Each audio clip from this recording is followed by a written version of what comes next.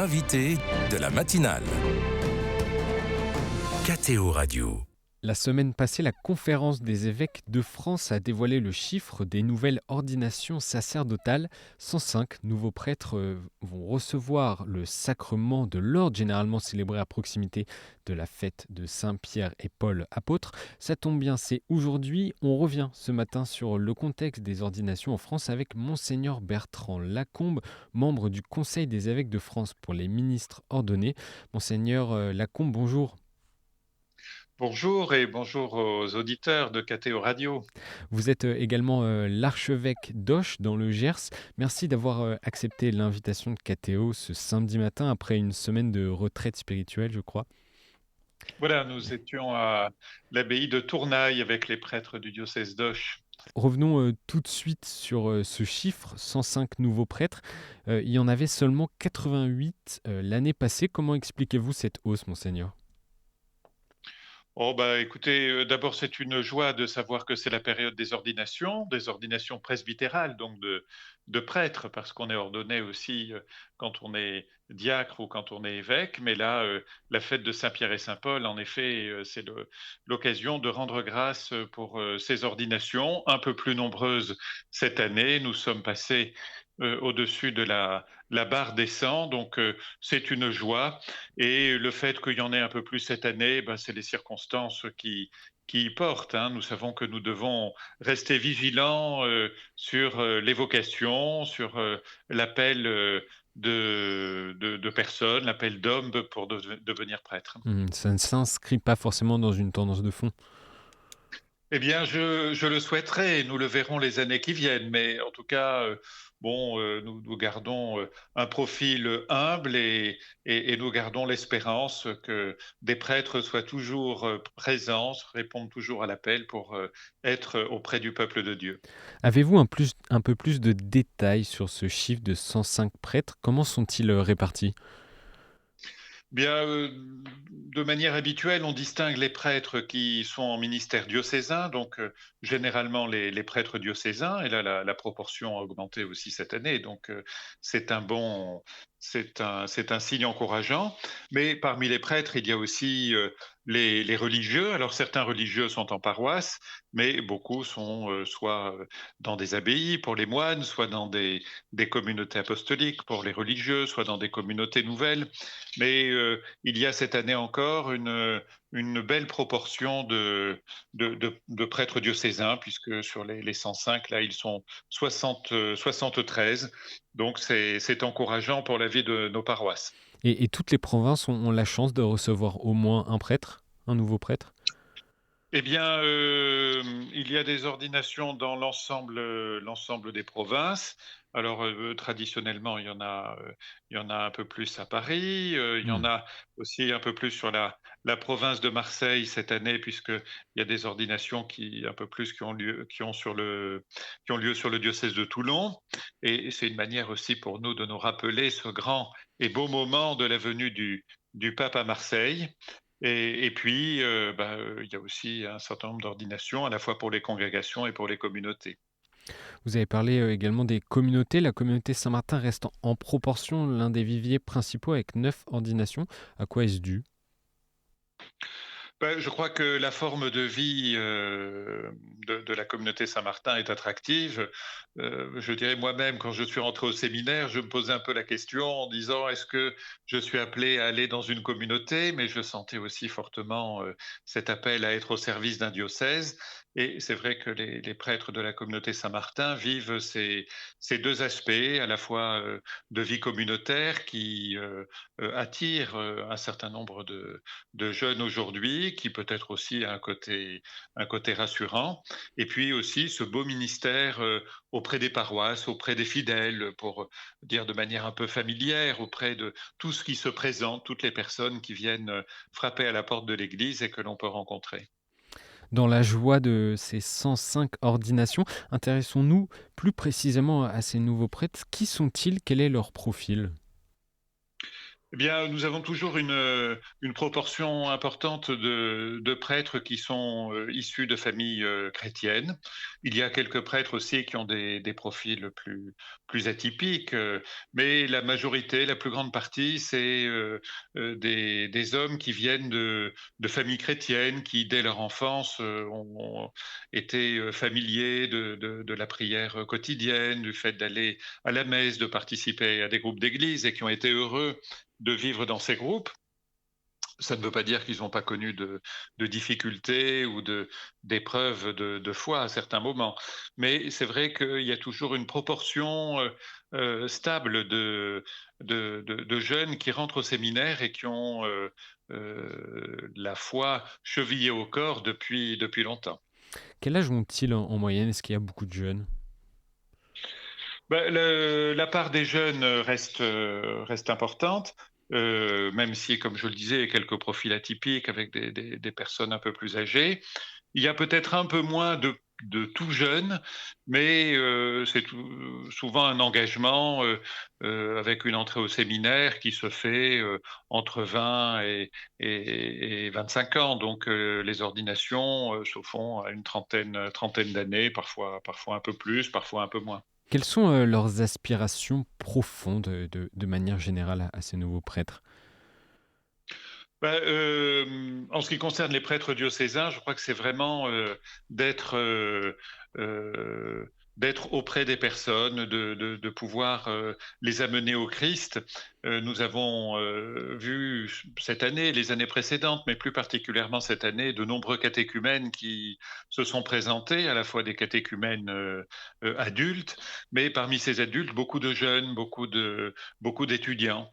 Et les jeunes prêtres font partie de cette génération, les connaissent bien, sont proches d'eux, et ayant eu cette grâce de la foi, et puis cette grâce d'être appelés à devenir prêtres, ils ont cet appel, je dirais, ce souci, cette préoccupation en eux d'amener des jeunes de leur génération auprès du Christ.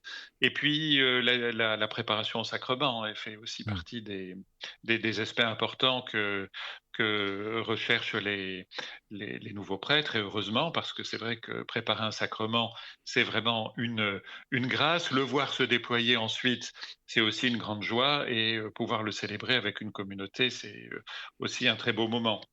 Peut-être que la dimension nouvelle, les dimensions nouvelles qui apparaissent, c'est une attention plus forte à la liturgie, peut-être davantage que ce que l'on pouvait voir les autres années, mais on le voit parmi les jeunes prêtres, mais on le voit aussi dans nos assemblées dominicales. Et puis, il y a un aspect nouveau auquel il nous faut être sensible, c'est que la dimension religieuse est toujours présente, et elle sera toujours présente en chaque personne humaine, et vouloir la supprimer ou vouloir la refouler, c'est toujours une manière de la voir revenir à un moment ou à un autre. Mais du coup, bah, les personnes ont moins de connaissances chrétiennes. Donc là, il y a beaucoup plus à faire au niveau formation, parce que la culture chrétienne diminue parmi les jeunes générations. Et en dehors de cet aspect formation, comment appréhendent-ils leur ministère, ces nouveaux prêtres, dans un contexte pas évident post-SIAZ? Oui, alors ça a été et ça demeure des aspects éprouvants de la vie de l'Église et de la vie de notre société, bien que ça ait été de manière tardive. Les évêques ont réagi en mettant au centre autant que possible les personnes victimes et la parole des personnes victimes qui n'avaient pas été écoutées. Et donc cela a conduit à un certain nombre de démarches qui ont été douloureuses, à la fois d'écoute, mais aussi d'accompagnement des personnes et d'accompagnement de processus de réparation, autant que cela soit possible. Et c'est vrai que c'est un phénomène qui a pu inquiéter et rendre soucieux un certain nombre de personnes, mais aussi ça a été la prise de conscience qu'on pouvait être acteur de prévention dans l'Église, mais surtout acteur de prévention dans la société, parce qu'il y a beaucoup on rencontre des familles qui sont confrontées à des problèmes graves et il nous faut pouvoir accompagner les personnes, non pas pour résoudre leurs problèmes, parce qu'il y a des personnes qui sont formées pour cela, mais pour être attentifs à ce que peuvent vivre les personnes. Alors si ça a fait peur pendant un temps, je crois qu'on a passé une étape maintenant et que on se rend compte que ça fait partie de notre mission, à la fois pour les prêtres, mais aussi pour les laïcs, pour tous ceux qui sont engagés dans la vie pastorale, et que à la peur et à la honte que nous avons toujours par certains côtés, mais vient cet aspect de prévention et les nouvelles générations de prêtres, comme les nouvelles générations de laïcs, sont davantage formées et sont plus aptes à écouter les personnes sur l'ensemble de leur vie, donc y compris ce qu'elles peuvent vivre de grave d'un point de vue d'emprise, d'un point de vue d'agression sexuelle, si cela peut arriver. Et autre aspect également, le cléricalisme, il est beaucoup décrié aujourd'hui. Qu'est-ce que cela veut dire d'être un prêtre aujourd'hui? Eh bien, être un prêtre, c'est être un clerc, mais ce n'est pas être clérical. Le cléricalisme menace tout groupe qui a tendance à se refermer sur lui-même et à vivre un entre-soi. Et le pape François a eu raison et a raison de nous alerter sur cette tentation qui sera toujours présente. Mais je crois que être prêtre aujourd'hui, c'est annoncer la parole du Seigneur, c'est offrir le sacrifice eucharistique, c'est conduire le peuple de Dieu, et c'est donc avoir une proximité à la fois au niveau des personnes, mais aussi au niveau de groupes de personnes et cet aspect de groupe d'église, que ce soit des groupes de prière, que ce soit des groupes liés à la solidarité, que ce soit des groupes bibliques, eh bien, viennent nous sortir de ce qui pourrait être, si cela pouvait arriver, cette tentation de nous retrouver entre nous. Et je crois que cet aspect que je soulignais d'aspiration religieuse forte, mais de moindre connaissance de la vie chrétienne vont nous aider à ne pas rester entre Mmh. nous, mais vraiment à connaître les personnes, à les aimer, à les enseigner. Et la venue de ces ordinations et de nombreux jeunes hommes qui sont ordonnés viennent nous renouveler parce que ces générations sont en prise avec ceux de leur génération. Et donc, nous savons que cette tentation de cléricalisme peut être là, mais nous avons aussi de nombreux moyens d'en sortir. Et un ministère accompli, c'est un ministère qui va vers l'autre, qui répond à son appel et qui va aussi vers les autres ensemble. Et une dernière question, monseigneur Lacombe, quelle est votre intention de prière pour les auditeurs et les auditrices qui nous écoutent en cette fête solennelle de la Saint-Pierre et Saint-Paul apôtre? Eh bien, sur les 2 colonnes de l'église avec Saint-Pierre et Saint-Paul, eh bien, c'est que, les fidèles puissent, en ce jour et en ces jours, que nous vivons, marquer, leur proximité, leur estime pour, l'ensemble des chrétiens qui sont autour d'eux, mais peut-être plus particulièrement, dans ces jours, d'ordination pour les prêtres, pour ce que les prêtres peuvent leur apporter, que ce soit dans la célébration de l'Eucharistie et dans l'homélie, mais aussi dans tout ce qui est accompagnement de la vie pastorale. Donc, marquons notre estime et notre reconnaissance pour tous ceux qui sont autour de nous, mais peut-être plus particulièrement en ce jour pour les prêtres qui donnent leur vie pour l'annonce de l'Évangile et pour le monde.